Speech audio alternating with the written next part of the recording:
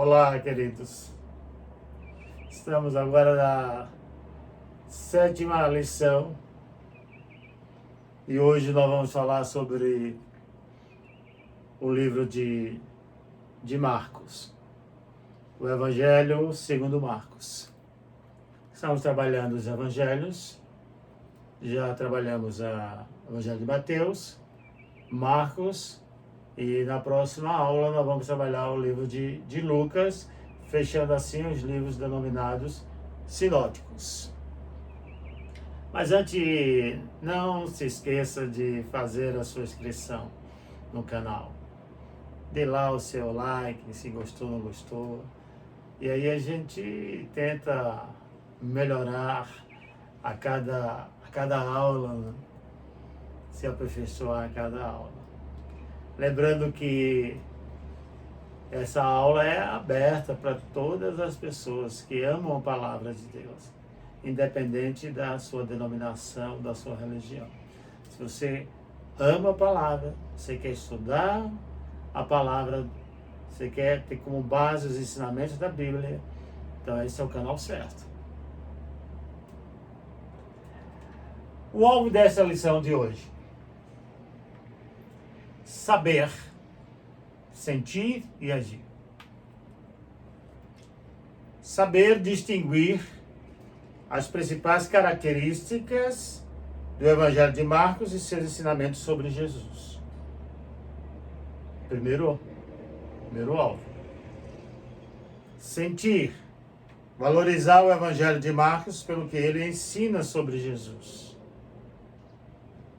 Agir, relatar a obra de Jesus a outra pessoa, de forma adequada à sua compreensão. Essa parte aqui é uma das principais. Não adianta apenas termos o conhecimento teórico, ter um conhecimento através da nossa capacidade cognitiva e não agir, não colocar em prática, não levar isso para outras pessoas. Ter o mesmo conhecimento que nós temos em relação a nosso Senhor e Salvador, Jesus Cristo. O livro de Marcos, ele contém 16 capítulos. 16 capítulos. 661 versículos. Marcos é o menor livro entre os evangelhos. Provavelmente o primeiro evangelho a ser escrito e usado como referência para Lucas, principalmente, para Mateus e uma parte de João. Nós vimos que João apenas usa 8% do livro de Marcos, mas Lucas e Mateus usam mais de 40%, 50% daquilo que está no livro de Marcos. Então, uma das fontes principais de Mateus e Lucas é o livro de Marcos. Aqui no quadro nós temos uma visão panorâmica e nós vamos detalhar cada ponto desse. Nós temos as informações básicas que nós vamos trazer em cada evangelho. A primeira informação básica é o grupo que pertence a esse livro. Esse livro pertence aos evangelhos chamados sinóticos, nós já sabemos disso. O autor, na maioria dos estudiosos, atribui a autoria a João Marcos. João Marcos é aquele que no início, provavelmente, houve um pequeno desentendimento com Paulo e Barnabé a respeito de João Marcos. Então, provavelmente, alguns vão atribuir que foi esse João Marcos que escreveu o livro, o Evangelho. A data, presta atenção na data. A data, nós trabalhamos com aproximadamente. de acordo com o conteúdo, de acordo com a questão cultural, as expressões linguísticas. Então nós vamos colocar o livro dentro daquela margem. Nós não temos certeza que foi exatamente entre, por exemplo, 50, 45, não. Foi ali entre 50 e 60 depois de Cristo. É bom lembrarmos que a Bíblia não é um livro histórico. Um livro de história, aliás, como nós temos hoje, numa visão moderna de história. A Bíblia não tem uma sequência cronológica dos fatos. Então não havia nenhuma preocupação de datas, de registrar as datas. Essas datas são localizadas de acordo com a cultura, com a questão social, com a questão econômica, com o conteúdo, com a linguagem. Então nós colocamos aí aproximadamente entre 50 e 60. O local é duvidoso, local. Alguns vão atribuir a Roma, mas não temos a certeza que foi esse local. O alvo do autor, nós vamos trabalhar isso. Mateus, o alvo era judeus cristãos. Propósito, alcançar a quem? Público-alvo. Esse público-alvo aqui já é um outro. Não significa que não alcance judeus. Mas o autor escreveu, teve a intencionalidade de escrever para gentios e principalmente romanos, gentios romanos. O versículo-chave em Marcos 10:45 é bem conhecido, mas eu gostaria de fazer essa leitura, né? Porque o Filho do Homem também não veio para ser servido, mas para servir e dar a sua vida em resgate de muitos. Esse é o versículo-chave do livro de Marcos. A expressão da palavra, do versículo, chave, é servo. Jesus é apresentado como servo. Já Mateus apresentava Jesus como rei, como filho de Deus. Não quer dizer que Marcos não tenha essa ideia contida no livro. Mas a ideia é de um Deus que está servindo. Um Deus que está servindo. Não veio para ser servido. Essa é uma lição que a igreja contemporânea precisa aprender, né? De ser serva, de nós sermos servos. Não ser servido por alguém, mas de servir alguém. Essa é uma mensagem fundamental do Evangelho. Aqui nós temos um esboço do livro do Evangelho. São 16 capítulos, dividido em blocos de 5 blocos, ou 5 partes. A primeira vai do capítulo 1 ao capítulo 2, que é a preparação do ministério, não é? Nós temos o capítulo 3 a 8, que Jesus vai encontrar oposição dos partidos que fazem parte do judaísmo, como os fariseus, os saduceus, uma categoria chamada escribas, que não era um partido, mas era uma função, eram os homens doutores da lei, também estavam inclusos aqui, porque os doutores da lei, a maioria eram fariseus. E nós temos a terceira parte, de capítulo 9 ao capítulo 10, nós temos um período de instrução. Jesus instruindo, ensinando, é a parte doutrinária. É preciso dar fundamentos. É preciso que esse grupo de 12 estivessem esse grupo de 12 estivesse preparado para enfrentar as adversidades, as oposições que iriam enfrentar durante a trajetória de uma vida cristã.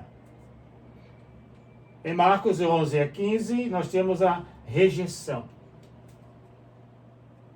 Jesus é rejeitado pelo seu povo.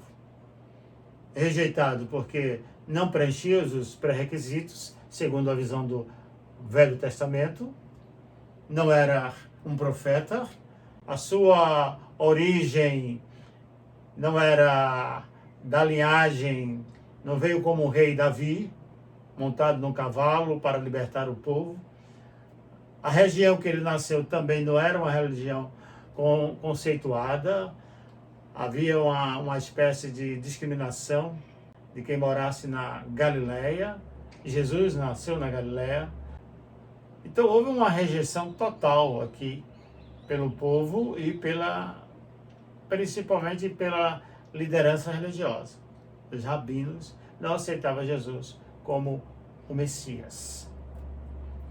E o capítulo 16 nós temos aí a ressurreição. Ele é rejeitado, ele é levado, ele é julgado, levado para fora da cidade, e lá ele é crucificado, mas a Bíblia diz, no terceiro dia, Jesus ressuscitou. Então aqui eu tenho o esboço do livro de Marcos. Ponto 2, características do Evangelho. Nós temos aqui ponto 1, 2.1, que é a autoria. A autoria já foi mencionada aqui na visão panorâmica, que provavelmente a maioria dos estudiosos do Novo Testamento atribui a João Marcos. João Marcos é aquele que era sobrinho de Barnabé, mencionado em Atos dos Apóstolos. Ponto 2.2, aspecto literário. Quanto ao aspecto literário, o livro de Marcos, ele é muito diferente do livro de Mateus e do próprio Lucas. Como é um evangelho menor dos sinóticos, ele vai narrar atos, ações. Ele é muito rápido. Ele sai de uma cena e entra em outra. E quando Jesus realiza um milagre, diz, e imediatamente Jesus foi para outra banda, e igualmente Jesus fez isso, e fazendo isso. Então ele vai usar muitas ações. Por quê? Porque a visão que ele está é a visão romana. É a visão de um filme. Um filme não tem várias ações. Então Marcos vai usar essa imaginação de um filme. Mostrando o quê? Ele vai destacar os milagres, ele vai destacar os feitos de Jesus. O importante para ele não é a linhagem, não é a cultura judaica, não são as citações do Antigo Testamento, as várias citações. Por quê? Porque o povo gentil e romano não iria ter o conhecimento dessas citações, como Mateus fez em relação ao seu livro, porque estava falando para judeus cristãos. E aqui não, aqui são gentios, então ele faz poucas citações. Ele destaca atos de Jesus, são apenas 4 parábolas de Jesus e muitos milagres. No ponto 2.3, a relação entre Pedro e Marcos. Na Bíblia, nós temos uma história lá da relação de sermões. Provavelmente o conteúdo do livro de Marcos, ele tinha noção do sermão de Pedro. Marcos era amigo de Pedro. E foi uma das fontes, uma das testemunhas oculares para escrever o seu livro, foi exatamente a figura de Pedro. Pelas experiências, e principalmente em Pentecoste, no sermão ali proferido no capítulo 2. Então ele teve muita relação, era próximo de Pedro. Destinatário, nós já falamos sobre isso, que o livro é dirigido à mente romana. Quando ele cita algo referente à cultura judaica, ele dá as explicações. Daí verificamos a preocupação de Marcos para que os gentios romanos entendessem o que ele estava dizendo, ou querendo dizer naquele momento. No ponto 3, trataremos da cristologia do Evangelho. O que o Evangelho enfatiza em relação ao Cristo, ao estudo do Cristo? Por isso que nós chamamos cristologia, estudo do Cristo. O livro de Marcos são dignos de admiração e entendimento e explanação do evangelista acerca de Jesus Cristo. Marcos preocupou-se intensamente em apresentar detalhes da pessoa e dos atos de Cristo ao longo do seu ministério. No ponto 3.1, nós vamos trabalhar sobre o que é que Marcos acha da identidade de Jesus. Primeiro, ele trata Jesus como um homem. É o Deus que encarnou, é um Deus que, na pessoa de Jesus, é servo, teve um nascimento biológico, isso ele vai narrar no seu evangelho. As características humanas foram atribuídas a Jesus como duas naturezas, a natureza humana e a natureza divina. Então Marcos vai falar sobre Jesus orou, natureza humana. Nós oramos. Aqui nós temos as referências. Jesus comeu, teve fome, necessidade humana. Jesus bebeu, uma outra necessidade humana, indispensável à sobrevivência do ser humano. Jesus bebeu. Sentiu fome. Temos a referência ali, Marcos 11:12, fome. Assim como qualquer ser humano sente fome. Marcos apresenta também a identidade de Jesus, Deus. Domínio sobre a enfermidade. Aí nós temos aqui Marcos 1:40-45 e algumas outras referências. Então leiam essas referências. Eu não vou fazê-las para não tornar o vídeo muito longo. Mas você pode dar pausa e ler essas referências. Domínio sobre a enfermidade. De Deus, Jesus é Deus. Sendo Deus, ele cura, porque ele é Senhor. Foi ele que estava na criação também. Quando João diz lá no capítulo 1, no princípio era o verbo, e o verbo estava com ele, o verbo era Deus, está lá, no capítulo 1 de João. Ele teve domínio sobre os demônios se ajoelhavam e pediam para que Jesus ficasse longe deles. Então eles temiam o Senhor Jesus. Aí eu tenho uma característica também divina. Em Marcos 1, a experiência de 32 a 34. Jesus, como Deus, ele tinha um domínio sobre a morte. Nós encontramos em Marcos 2:21-24. Isso é evidente nos evangelhos, não só em Marcos, mas nos demais. Jesus domina sobre a morte. Ele morreu por nós, pelos nossos pecados, ressuscitou, tendo vitória sobre o pecado e vitória sobre a morte. Então, Deus é o autor da vida. O livro de João diz que, assim como o Pai tem um poder sobre a vida, deu ao Filho o mesmo poder sobre a vida. Domínio sobre a natureza. Tudo Ele tem um controle e o domínio de tudo.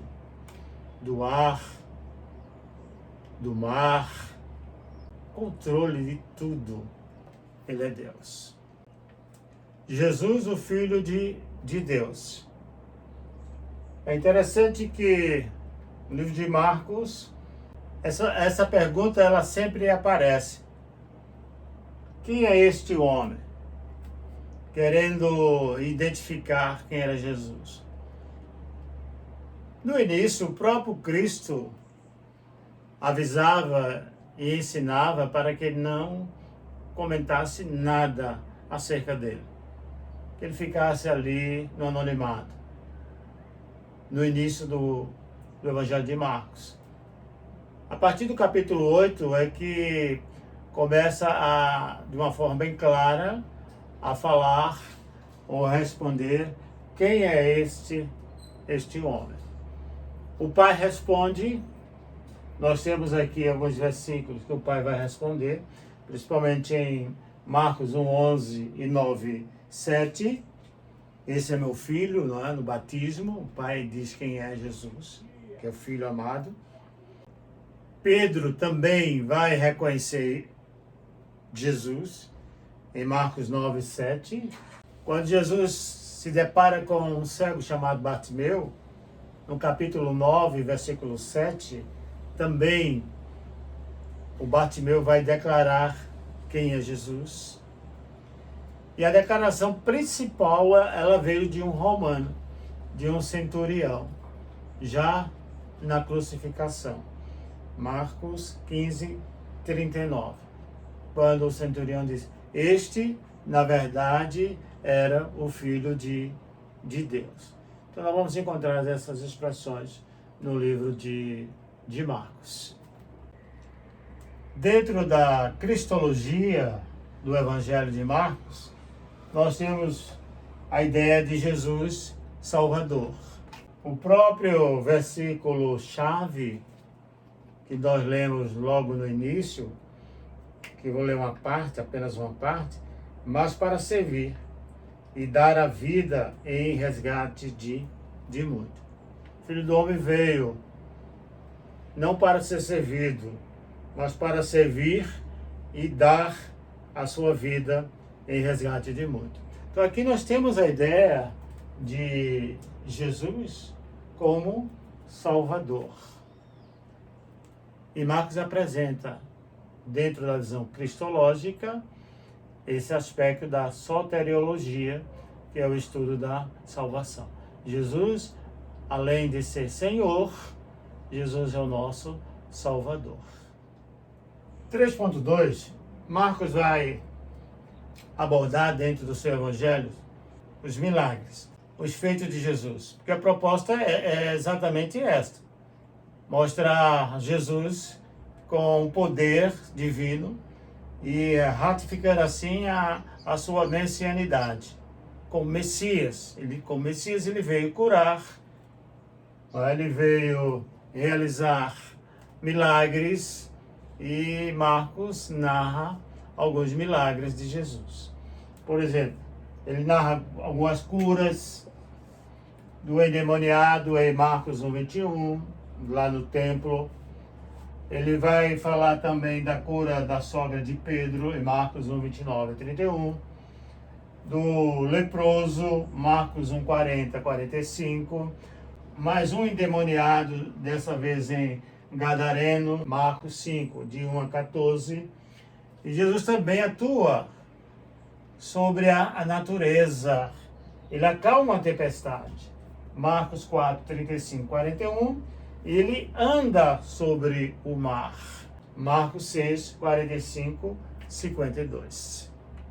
Ressuscita o filho de Jairo, em Marcos 5, 35 a 45.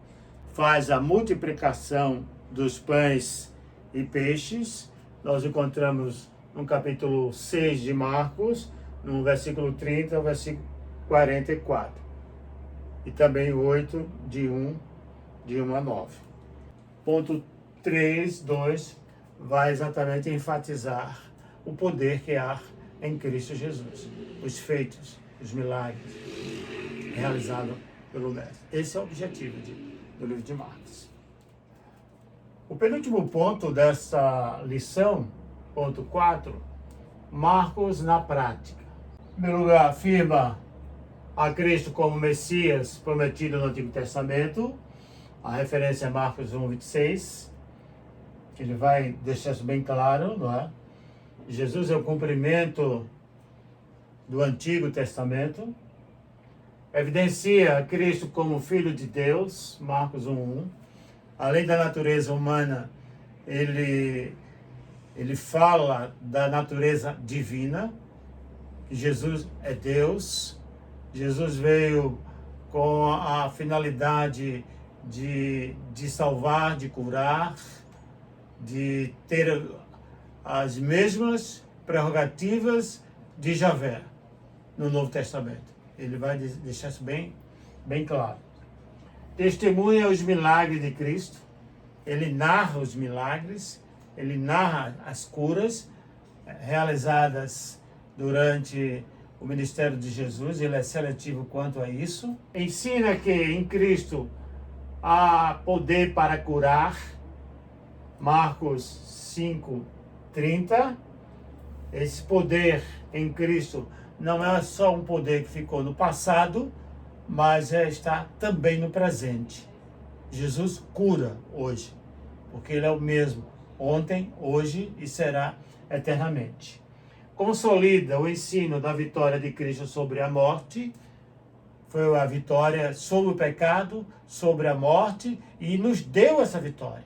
E essa vitória final será exatamente no dia do Senhor, que nós chamamos no Novo Testamento da parousia, da segunda vinda de Jesus. Ratifica a salvação por meio da fé em Cristo. Então a fé é para aqueles que creem em Cristo Jesus. Por isso que o alvo deste evangelho são os gentios romanos. Concluindo esta lição, Marcos possui uma característica mais marcante que um movimento rápido nos relatos. O evangelista não teve preocupação em longos registros.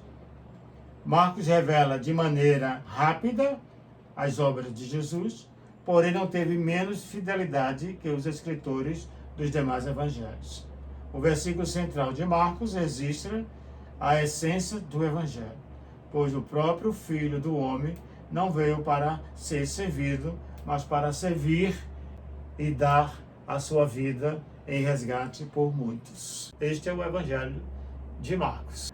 Na próxima aula nós vamos estudar o terceiro Evangelho, formando assim os livros sinóticos, que é o Evangelho de Lucas.